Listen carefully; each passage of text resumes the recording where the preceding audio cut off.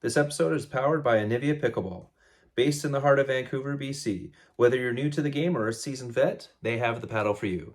I myself am currently using their Voltex Gen 3 Pro, which comes in both mid and lightweight.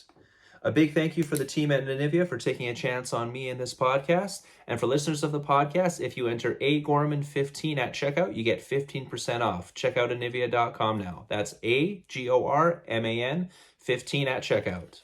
On with the show. All right, we got championship weekend coming up next week. So what do you need to know? What's the format? What are the matchups? I got my new mic, got my new Anivia gear on. Let's get into it. Episode 15, Pickleball Diaries. Here we go. Oh, what a shot.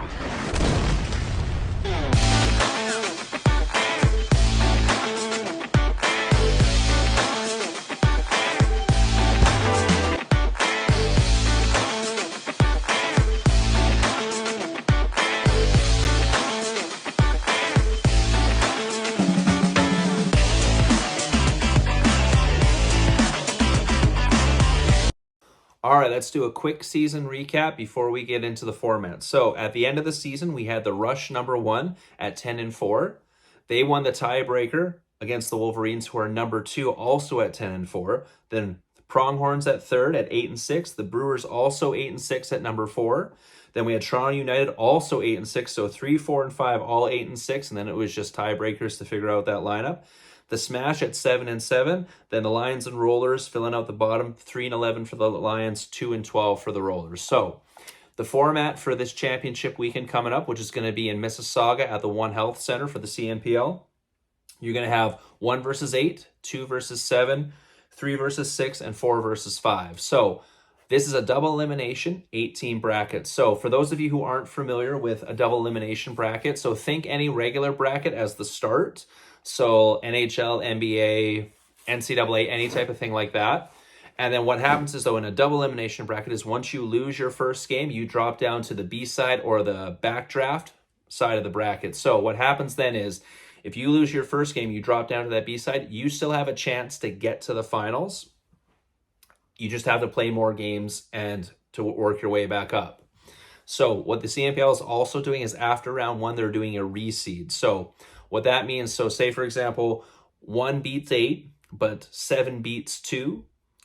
No matter how the bracket looks at the beginning, that 7 seed has to play the number 1 seed in round 2. So basically, the advantage of finishing first is you get to play the 2 weakest teams for those first 2 rounds. Then after that, the bracket moves on regular. So like I said, with the double elimination bracket, the way that works is the one team will go undefeated to get to the finals. The team that loses to in the semifinals to the undefeated team will drop down to the championship side or the championship game of the B side of the bracket. So the other team that works its way up to face that team, those two will play off. The winner of that goes back up to the championship game to play the undefeated team. Now, the advantage of the double elimination bracket is that undefeated team has to be beaten twice.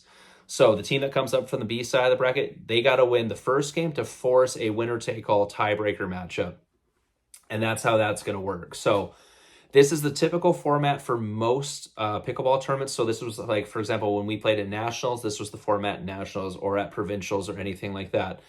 The season itself basically acted as the round robin to create the seeding. So the matchups are going to be, you have the Rush versus the Rollers, Pronghorns versus the Smash, Brewers versus Toronto United, and then the Wolverines versus the Lions. So going into that, I'm going to look at this as if every team has their full roster. I haven't, from who I've talked to and stuff like that, as far as I know, everyone's going to have their full roster.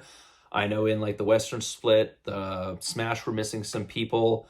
In the Eastern split, some other teams were missing some people. So if we're going into this with everybody has their full roster available. So we'll start off with the Rush, the number 1 all-around team. So they got Alex, Casey, Nathan, and Brett. You got Coach Tracy Bennett. So this team, Nathan only played the Western split. He wasn't at the Eastern split. And after those first 2 games, they were really rolling. They were really hard to beat. The team matchups with Nathan playing with Casey and Brett playing with Alex were very, very tough. And then the women in the men's matchup, they were playing really well. They pulled off that first place win with that final game win over the Wolverines to beat the tiebreaker. If this team can keep rolling the way it's been rolling, if they can keep, it's going to be hard to carry that momentum because, of course, it's quite a few weeks since the last term. But if they can keep that blend going, they're going to be a very, very tough beat. Like the Rollers going to have a tough time with this team. Moving on to the number 2 seed, the Wolverines. So same thing, going with as if they have their full lineup. Now they're the one of the few teams that have had their full lineup for every event. So they got Angie, they got Joelle, they got Hato, and they got Vicky. Joelle and Hato are a steady pair. They play together all the time. Angie and Vicky are also a very steady pair. They have mixed up the teams a few times. They've had both men play with both women. The setups that seem to work the best is Hato with Vicky and Joelle with Angie. Same thing. There was probably one game in the Western Split where they want that back, where they probably shouldn't have lost, and then they probably would have had first place off the hop. But once again, very, very tough out for the number 7 team Lions to face. And if they play the way they were playing the last 2 weekends, I don't foresee them losing in the first round. It's just they're an insanely solid team. Moving down to the Pronghorns, who are number 3. So they didn't have Brad Chapman the first weekend. They had him the second, and they matched their record. Kim, Pam, and Maddie have been there for both. Kim and Pam are a solid duo. It's normally Maddie and Pam and then Brad and Kim for the mixed. Same thing, very solid duos. The losses that they did have, a few of them came in those Dream Breaker singles matches. So if they can, where they have a little bit of a disadvantage, Maddie's probably their strongest single player. But that's where I think they have a tiny bit of a disadvantage. Not by much, but some of the other teams just have a few more players who you can tell have worked on their singles a little bit. Now, who knows? There's been like 2.5, 3 weeks since the Western Split, so they might have gone and worked on some of that in preparation for this championship weekend. But once again, also a very, very tough out.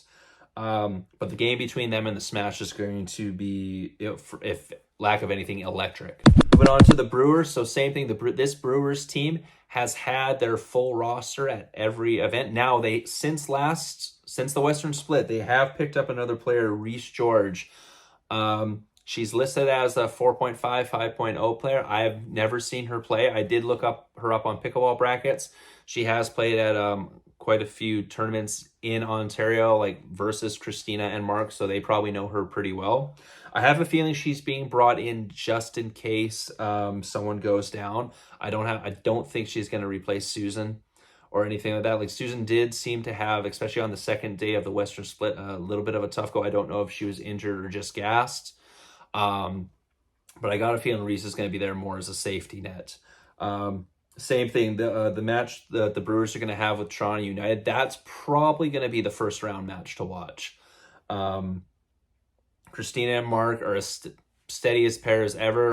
That pair won bronze and silver at Nationals. Jeff and Susan are a really good pair, and then same thing, Christina and Susan are very good. Jeff and Mark are a very tough out. So I don't... That match with them and the Toronto United team is going to be one of the toughest ones to predict who's going to take that one home. But if either of those teams gets through, everyone else better watch out. All right, moving on to Toronto United. So the team that went 6-1 at the Western Split, the hottest team. We're gonna relay it all the way here. So this is one that's going to be a little bit interesting because on the Eastern Split, they had Martina playing with Matt, Hannah, and then they also had Daniel in for Mark. So they had Carolina in on the Western Split, and then Mark was filling in his regular spot. So I'm interested to see who they're going to go with for the second female position. Like, Hannah's in, Mark's in, Matt's in. Those are no-brainers. But do you go with the team that had the hot hands with going 6-1 in the Western Split, or do you bring Martina back in as the person you actually drafted? Because Carolina was the alternate. So I'm interested to see what Toronto is going to go with that. Toronto United is going to go with that one, because it's kind of like that hockey thing with a goalie type thing. Do you play the hot hand or do you go with who your trusted person was? So I'm really interested to see what Rick and them come up with for that one. Like I said, the match between them and the Brewers is probably going to be the most electric match in the first round. That's a coin flip for whoever's going to win that one. But whoever does win that one, everyone better watch out further in the bracket. But and then once again, even if one of those teams loses, they're on the backdraft, they can still work their way back up into the finals on the B side. So that matchup there with the Toronto United and the Toronto Brewers, that's much watch TV. If you're clicking in just for anything on the first day, it's that match. All right, moving on to the Toronto Smash. So the Smash did really, really well that the first weekend in the Eastern split. And then it's hard to really judge the Western split. Their first day, they had both their regular men out. So they had two alternates playing.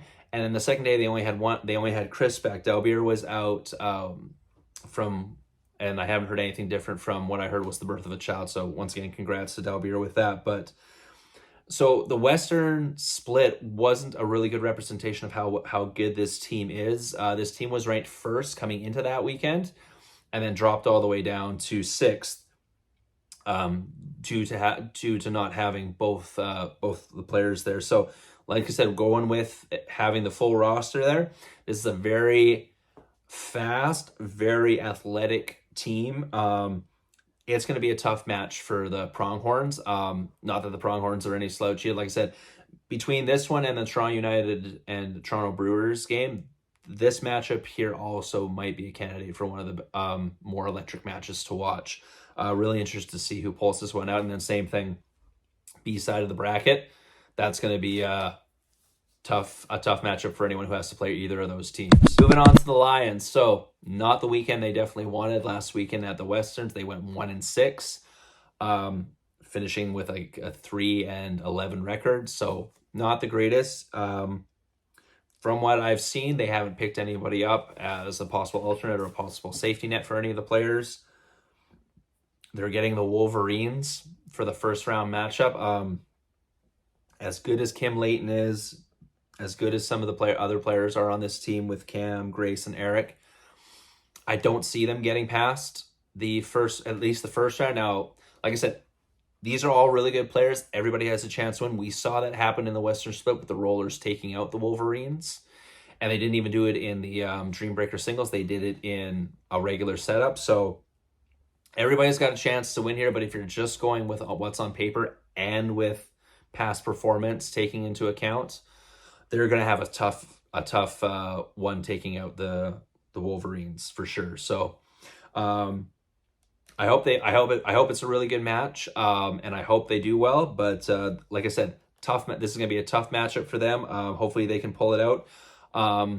As long as Kim and Grace play really good, because they were pretty solid. They were really solid in the Western split, and then Cam and Eric can hold the fort a little bit there. They should be able to have a puncher's chance of pulling out a win here, but like I said, it's going to be tough. And then finally, moving on to the Rollers. So finished the season with a 2-12 record. Not the greatest. I'm not going to go into this. Like I said, if we're going with full roster, that means they got Rob, Corey, Jonas, Jessica, and Emma. Jessica and Emma have been solid throughout the entire season. Jonas has had his up and downs, but in the last weekend there, he was pretty solid. Corey and Rob, both still playing pretty solid as well. Rob probably doing a little bit better than Corey. But once again, they're playing the rush right off the hop. And honestly, I don't know if they're going to pull that out. Like I said, just like the Lions with the Wolverines, they have a puncher's chance of taking that out, especially if everyone plays really, really solid. But with, like I say, if you take in past performance into account, it's going to be a really tough day for them that first day. If they can pull it out, then anything can happen. You might see a Cinderella story, but if I had to put money on it, I'd be putting money on the Rush for this one. So, like I said, I want all these matches to be really, really good. So, hoping even if they lose, hoping they can make it an insanely entertaining match and make the Rush work for it. All right, so that's the quick recap for this upcoming championship weekend. As far as my opinion goes, this has been a super successful season so far for the CNPL. I hope they can knock it out of the park with this final weekend. Let me know in the comments, or you can DM me on the socials who you think's going to win. You putting your money on anyone in particular? Were my kind of quick team recaps a little bit off, or did you disagree with him? I want to know. I want the engagement. So thank you for watching, everyone, and I'll see you guys after championship weekend for a full review on that. Left hand. Look at that. What a way to end it with an overhead smash. And not just an overhead smash, but a jumping overhead smash by Irene. So Irene and Andrew from East River, Alberta, gold medalists.